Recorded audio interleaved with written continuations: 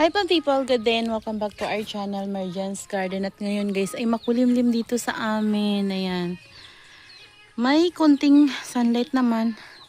Maalinsangan lang. Parang umiinit konti pero sobrang alinsangan and makulimlim. Ayan. So kanina ay nag-ayos ako dito guys. Ayan. Kung mapapansin nyo wala na yung mesa doon. Ayan kasi tatamaan nga siya nung tubig galing dyan sa UV plastic.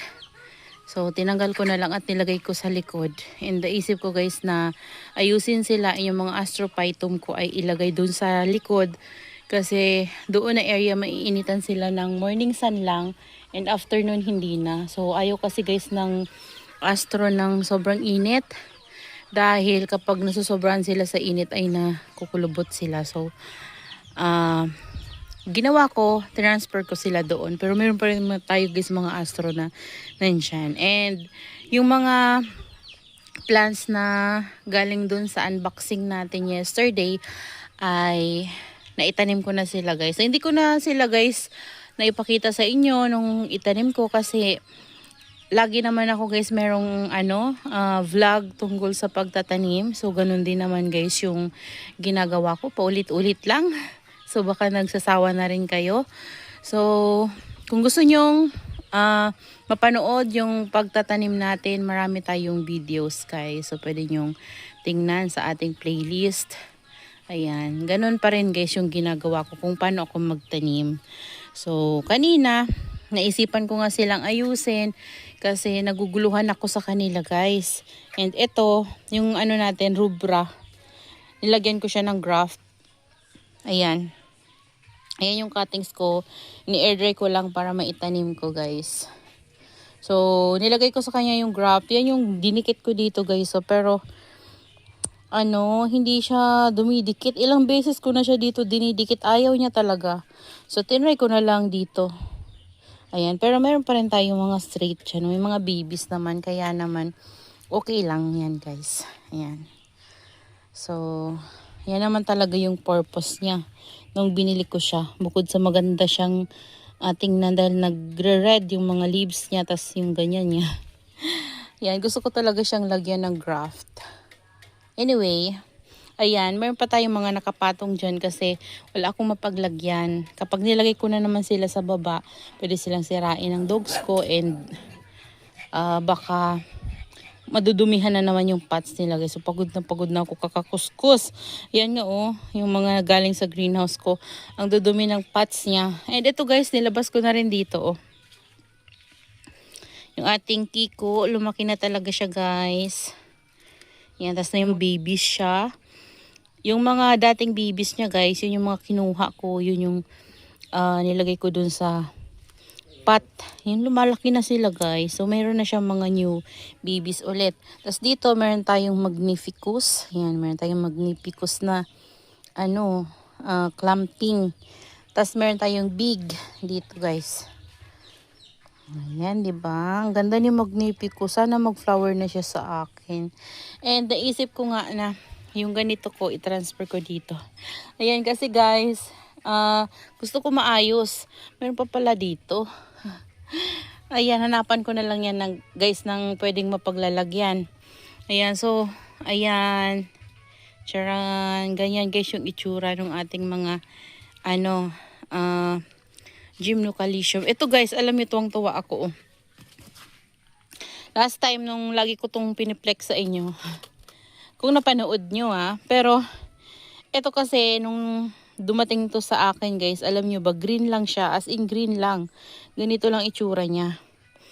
Tapos, maliit lang to. Tapos, bigla siyang lumaki, pero green pa rin. Nung lumaki siya guys, hinayaan ko lang, niripat ko siya dito kasi gustong gusto ko yung form niya, bilog na bilog. Tapos, ang ganda ng mga spine, ang haba.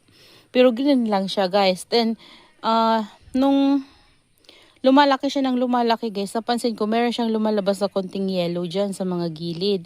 And alam nyo ba guys, nung nilabas ko siya dito, nung nilagay ko siya sa area na to, ayan, meron na siyang red dito na area.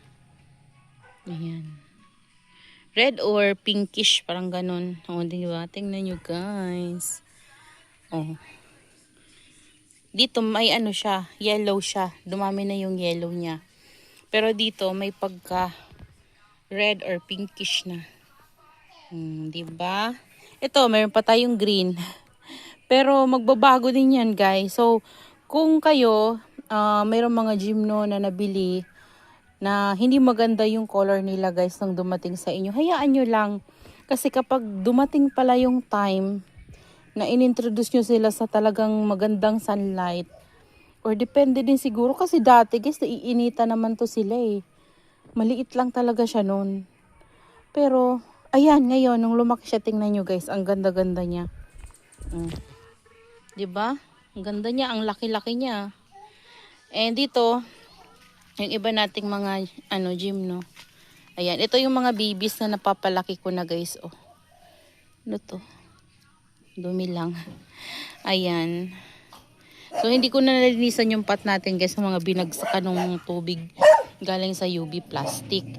So, meron pa tayo dyan vacant na pot. So, meron akong itatanim kasi dyan, guys. And ito, tinransfer ko dito kasi napansin ko siya kumukulubot. Nasa loob yan, guys, ng greenhouse ko. Yung natin, yellow spine na melo.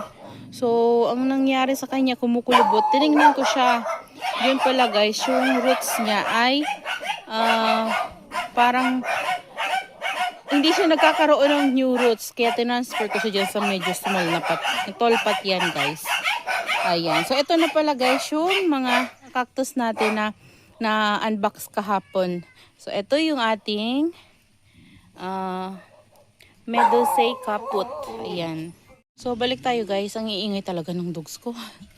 Ayan. So, dito naman, nandito yung isa natin. Ayan. Crested din siya, guys. And yung ating choco. Ayan. Gusto ko yan, guys, kuhanan ng pwede kong i-graft. Kasi gusto ko siyang maparami. Ang ganda-ganda niya. Ayan. Kaya meron tayong nakabikan na pots dyan. Kasi plan kong propagate sa kanya. And ito naman, guys, yung isa natin, yung Horwodii. Ang ganda nito, guys. Sana papalaki ko to. And basta ang ganda niya. Ayan, no? Ayan. Tapos this one naman, yung ating unsuka na crested. Ayan. Astrophytum siya, guys. And nilagyan ko siya ng mga gymnocalycium dyan sa pinakapuno. And yung maliit natin na guys, crested na lactea, ginraft ko. So, 'di ba sabi ko sa inyo, pag-iisipan ko, pero ginraft ko na siya, guys. Ayan. Ito yung free na binigay niya sa akin na trigona. So, dito ko na lang din siya, guys, tinikit. So, ayan na siya. Ayan. Ganda ng color nito. Tingnan niyo yung green ko, guys. O, diba? Green na green siya. Yan yung apple green ko. Ganito yung color niya, oh. Ayan. Pati yung isa nandun, no. Pero ito, tingnan nyo, guys. Ayan. Diba? Update pala, guys, doon sa white pink natin. Yung isang white pink ko pala, nagkaroon siya ng problema. So, yun, may ugat na yun. Okay siya nung dumating sa akin. Pero ito, may problem talaga siya, guys, nung dumating sa akin. So, sinabi ko naman yun kay Mylas. Pero, hindi ko alam kung anong mangyayari. Pero, ayan, guys, kinat ko siya at dinry ko. Nilagyan ko siya ng detain. Tapos, nung dry na siya, tinanim ko na siya. And kahapon naisip ko na naman sila, guys, bunutin and i-check kung okay lang ba sila. And ayun nga, nakita ko yun, may roots. Pero ito, guys, nag-start na naman siya magmashi yung pinakagilid. So, ginawa ko na naman, tinapiasan ko and in-air-dry ko na naman siya. So, tuyo na naman siya kanina, guys. And ginawa ko, tinanim ko na naman siya ulit. Ayan. So, ayan na naman siya. Kaya nandiyan na naman siya, guys. Ayan.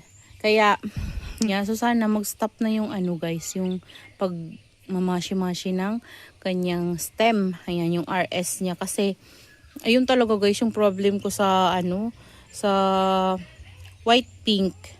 Ayan, kung makikita nyo, yung mga iba natin na lacteas talagang ang gaganda. And matagal na talaga ito sa akin. Ito matagal na to sa akin, guys, oh. Ayan, oh. Laki na niya, diba? Yan, galing yan, guys, kay Igrotak before. Yan, kasama niya to nung nabili ko. Yan, kaya magkasing laki na sila. Ayun guys, umaambo na dito, uulan. Yan, naririnig ko na yung paparating na ulan. So yun lang naman guys, yung na ano natin, ito kailangan ko tong ano guys, tanggalin dito para hindi siya maulanan. Palitin ko muna sila guys para hindi siya maulanan kasi ginraft ko nga ito. Hindi pwedeng maulanan to. Ayan guys, pinagpalit muna natin dito sa Fero yung ating ano, grafted. Kasi baka mabasa siya guys, so hindi siya pwedeng mabasa. Ayan, basta ito yung ano natin, yung free niya sa akin at ito yung crested. Ayan, maganda yung ano niya guys. At ito yung isa guys. Yan yung freebie niya din sa akin. Ang ganda ni Mayor natin, no? Ayan, tapos dito, nilagay ko dito yung pinapatuyo ko. Ayan, umuulan na guys. And ito yung sinasabi ko sa inyo na mga astrophytum ko guys. Ayan.